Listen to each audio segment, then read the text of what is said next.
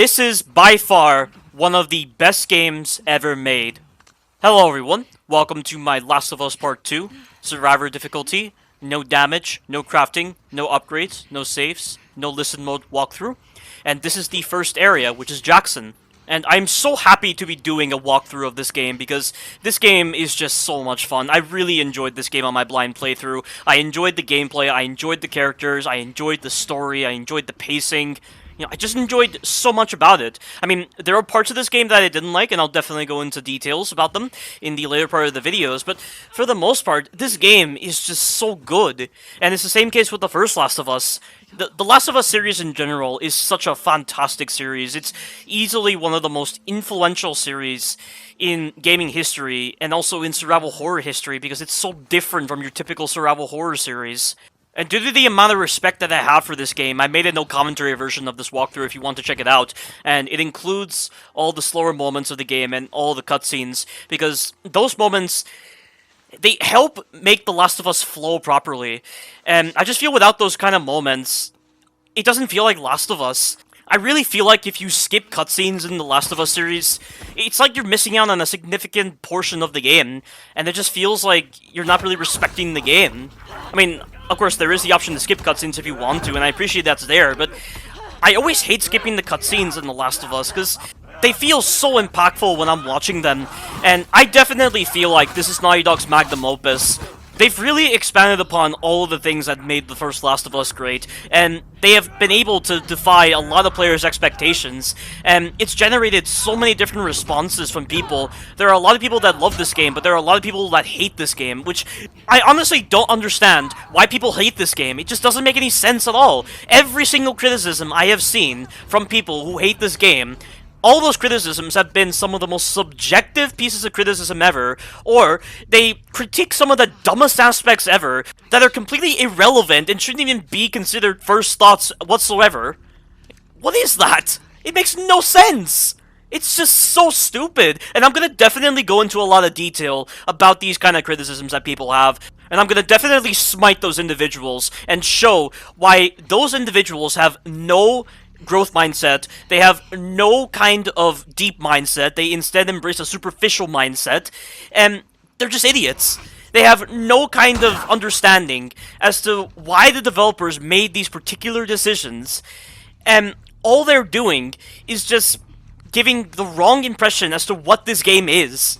Just to provide an analogy as to how stupid these kind of criticisms people have about this game are, the people who critique this game based on some of the most unimportant aspects, and it just clearly shows their bias towards this game, are the same kind of people who would critique Resident Evil 5 and call it bad just because of how Chris's muscles looked in that game.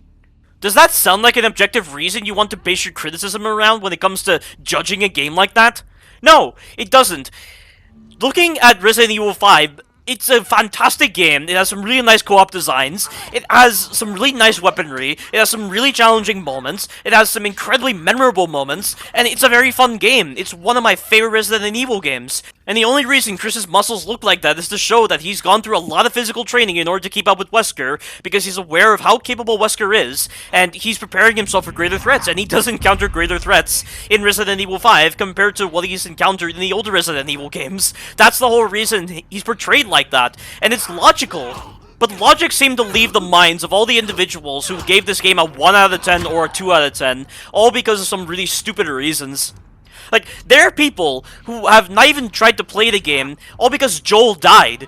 And there is a reason they made Joel die. They didn't want to take the cliched Hollywood route, as Laser Z described in his review of The Last of Us Part 2, which is definitely the best review I have seen of The Last of Us Part 2, and if you haven't seen Laser Z's video on how he critiqued The Last of Us Part 2, you need to check it out, because he voiced a lot of really good reasons as to why The Last of Us Part 2 is a fantastic game when it comes to its story.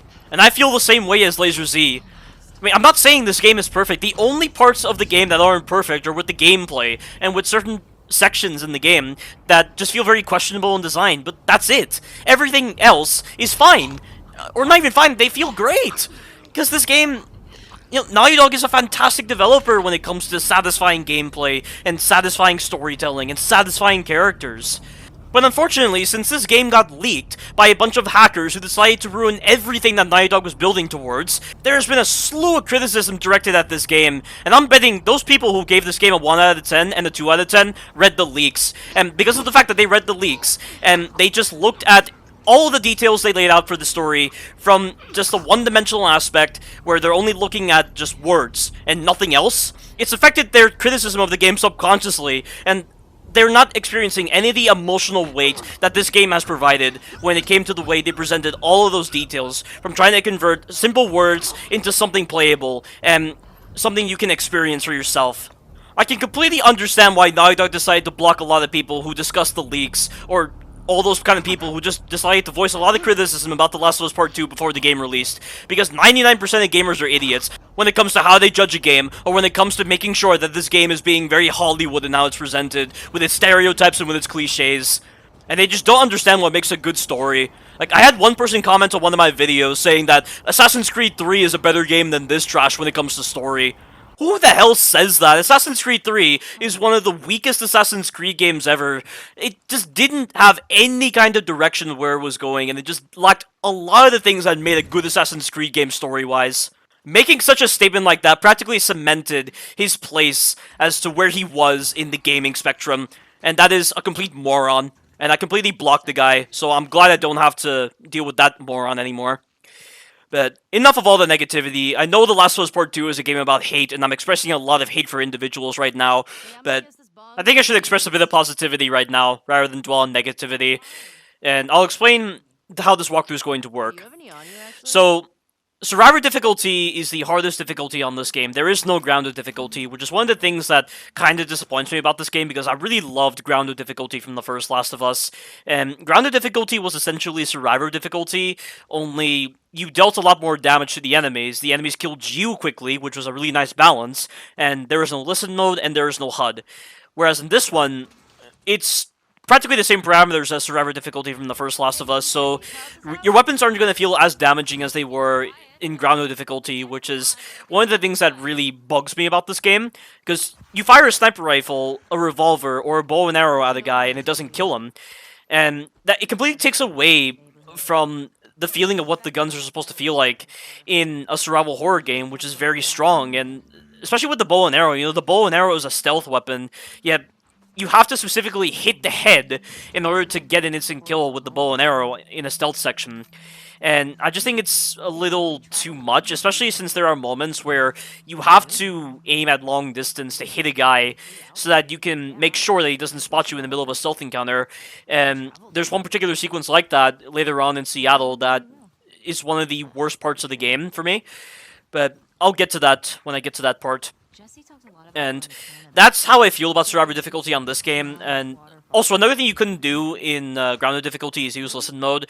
And of course, on Survivor difficulty, you can use listen mode, but I'm not going to use listen mode. I didn't use listen mode on my blind playthrough of this game, so that I could make it more like grounded difficulty. And I'm not going to be using it in this walkthrough. I mean, listen mode isn't really that useful. I mean, the only reason you'd ever want to use listen mode is to locate scent trails to make sure that a dog isn't following you. But I've already found good strategies to avoid dogs without them spotting me. So overall, listen mode is just very pointless. And I just feel like it's an unusual mechanic for The Last of Us. And I just don't feel like it suits The Last of Us that well, which is why I'm always glad I'm not using it in The Last of Us series. But just to talk about some of the other restrictions I'm putting on myself for this walkthrough. The no damage requirement, there are a couple of moments on this game where you have to take mandatory damage. There are going to be a couple of moments in Jackson where you take mandatory damage as a way to introduce the whole mechanic of healing, so that's not a problem whatsoever.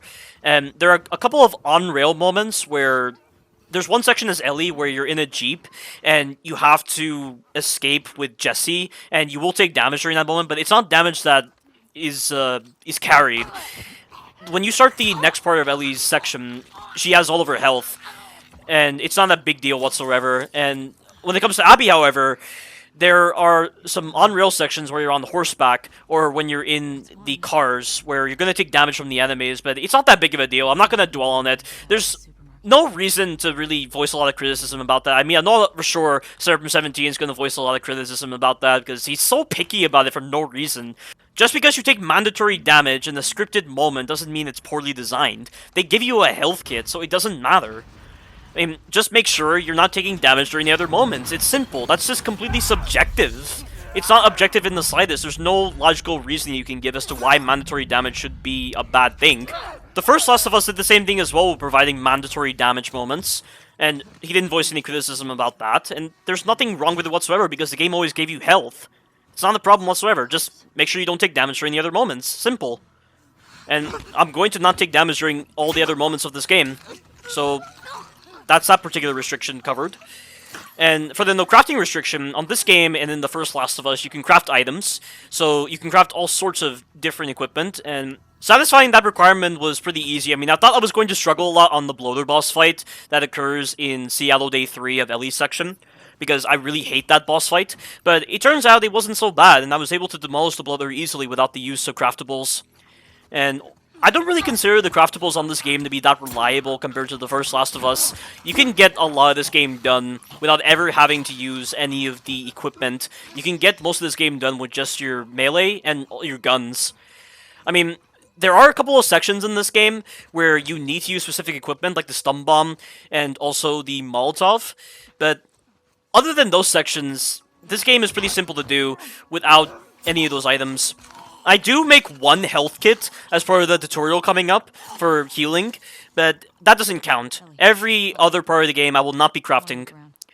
Now, when it comes to the no upgrade restriction, on this game, and also in the first Last of Us, there are two different upgrade trees. There's an upgrade tree for your weapons, and then there's also an upgrade tree for your character.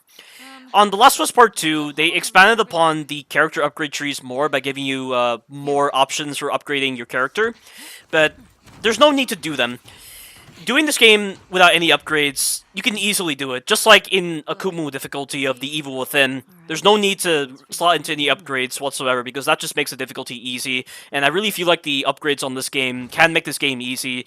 And I appreciate that the upgrades are meant to portray the evolution of a character's survival instincts, but just from a gameplay perspective, I would rather not use them, because I appreciate being challenged on a harder difficulty for all the right reasons, and this game is definitely harder compared to the first Last of Us, because of the kind of changes that they made to a lot of the enemies and some of the combat systems.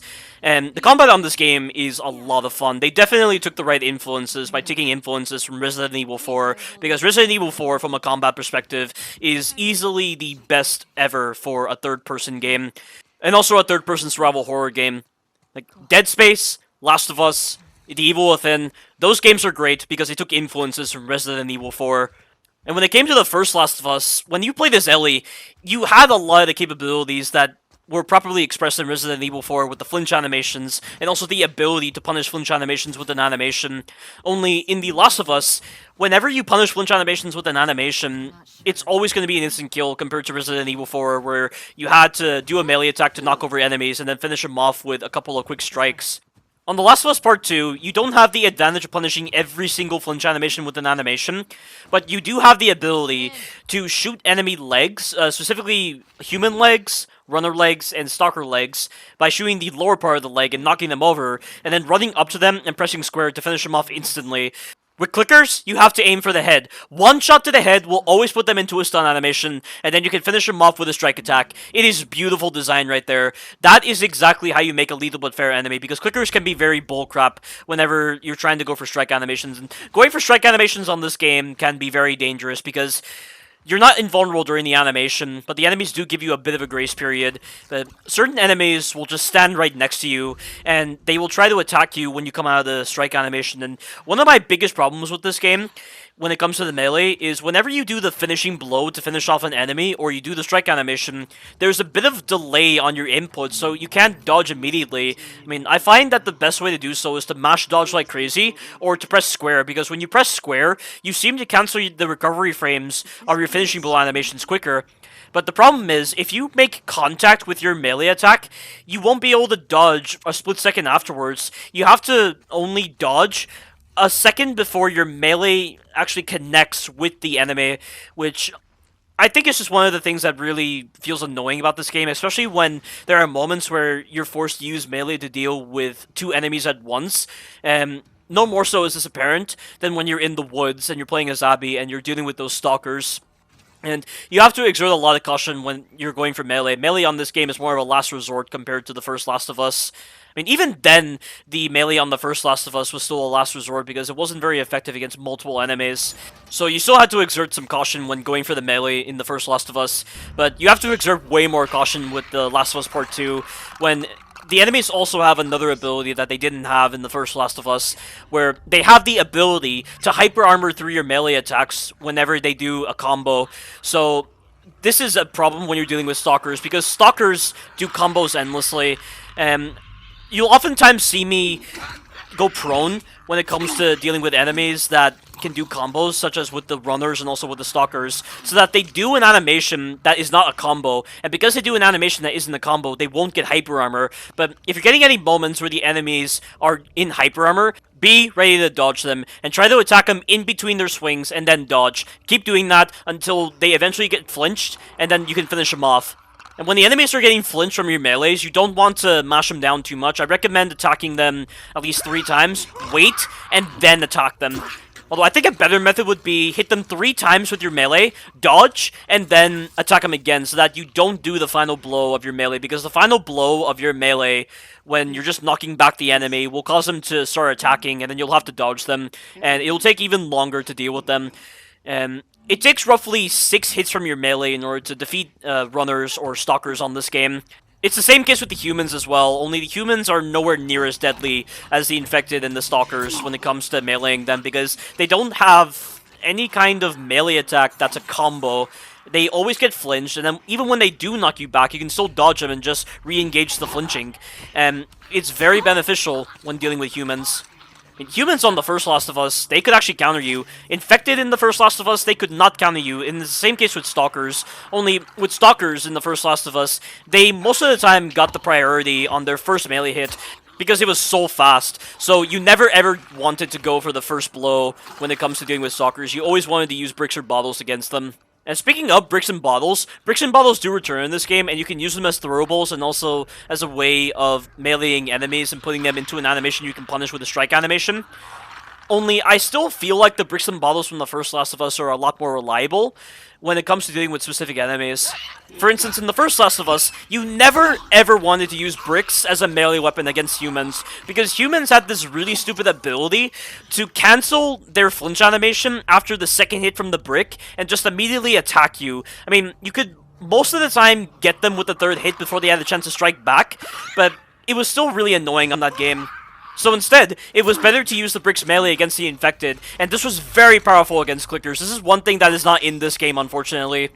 In the first Last of Us, there are a couple of moments in the stealth where a clicker is not aware of you, but you can get rid of the clicker easily without the use of shivs by pulling out a brick and just meleeing it, and 3 hits from the brick and it's dead, and the clicker will never ever cancel its flinch animation, and you can just immediately finish it off. The only drawback is it made noise, so the enemies would come after you and you had to escape from them, which I think was the perfect way to balance out that mechanic. And then when it came to the bottles were incredibly useful against the humans whenever you use the melee on the bottle, because it would always put them into the animation that would allow you to finish them off. The bottles were not very effective against the infected though, so it's very interesting how the roles are reversed depending on which particular item you use. On this game, whenever you use the melee on the bricks or the bottles, it always does the exact same thing, where it puts them into a flinch animation that you can punish with a strike animation, and it isn't so much of a big deal when you're doing the strike animation against the humans, runners, or stalkers, because they always die instantly from the strike animation. But when it comes to clickers, even if the melee is directed towards the clicker's head, it doesn't open them up to an instant kill, so they will instead just get hit by the strike animation, and then they will not die. You have to hit them with 2 strike animations. It isn't so much of a big deal, because you could probably just melee the clicker with the brick or the bottle to put them into that flinch animation, and then just shoot them in the head to put them into the animation that will allow you to kill them instantly with the strike animation. But even still though, I kinda hate that the bricks and the bottles don't elicit the exact same kind of effect with clickers. That's just kind of a pet peeve with me, so it's not that big of a deal.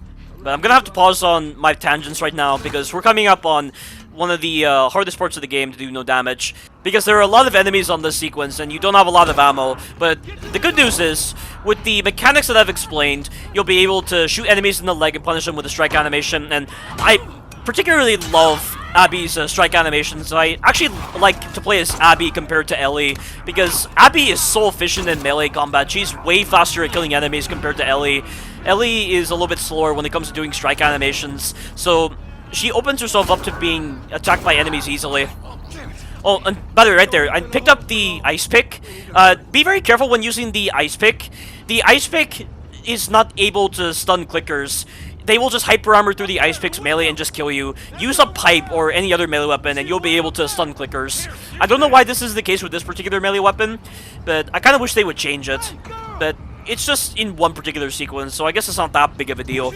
Even if I don't have a melee weapon to kill the clicker, I can just shoot the clicker in the head once and just punish it with a strike animation, or I can just let the AI kill it, because one of the good things about this game is the AI. The AI on this game does the same amount of damage as you do, so they're practically no different to Sheva from Resident Evil 5, where she could do the exact same amount of damage, only they can't die on this game. And they're definitely better than Resident Evil 6's AI. I don't know why so many people say Resident Evil 6's AI are better than Resident Evil 5's AI, but the AI on Resident Evil 6 is so passive and they don't do anything. They're very useless, but not on this game. The AI is really good on this game, and on Survivor difficulty, the AI is a lot more passive compared to the other difficulties. And there are actually some accessibility options related to how the AI behaves, and I'm going to definitely talk about the kind of accessibility options that this game offers, because this game has more accessibility options compared to every other game out there. Like, this game received the gold standard for accessibility options, so that'll be a very interesting tangent to go on. But the enemies are closing in on me right now. Joel is supporting me. Joel's going to be able to take out the clicker very easily if it appears, because he has a shotgun, and the shotgun is very powerful against the enemies. But there is a point in this encounter where Tommy will get attacked by an infected, so you have to make sure you get to Tommy quickly before he dies. And then once Tommy pushes this structure over here, you'll be able to get out of here. And this will be the end of this video, because the rest of Jackson is pretty simple, and there's no kind of threat to your character whatsoever. So start running with Joel and Tommy, and just witness how many infected are on this sequence. This is the most amount of infected you'll ever see in the Last of Us series, but you're not even dealing with them, which is really good. So that is the end of this video. Stay tuned for the future parts. Thank you all for watching, and you take care now.